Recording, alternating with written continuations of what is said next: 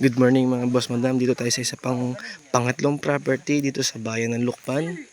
Ito po ay overlooking. Ayan po. Ayan po yung Mount Banahaw. Ayan. Ito po yung Barangay Road. Ayan. May poste po ng Meralco.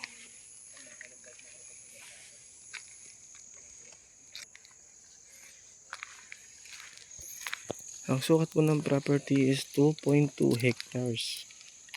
Mga boss madam, ayan po yung access ng kuryente. May water supply na rin po dito. Yan po yung property mga boss madam. Yan. 2.2 hectares.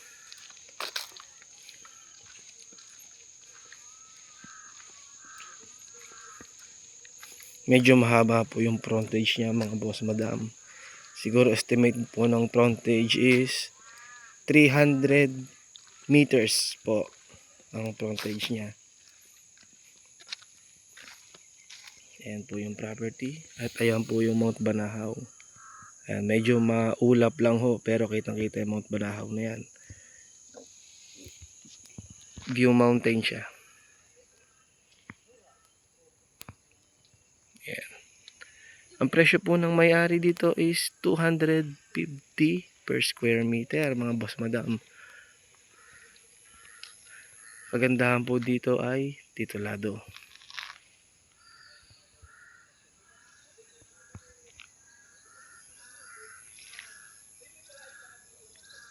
₱250 per square meter mga boss madam. Napakamura nito.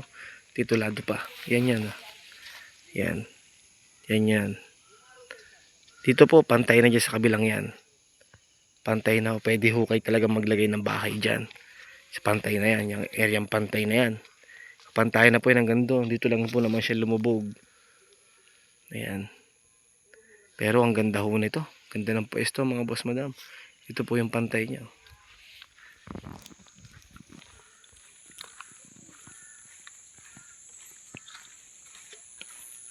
Ito yung pantay na area niya.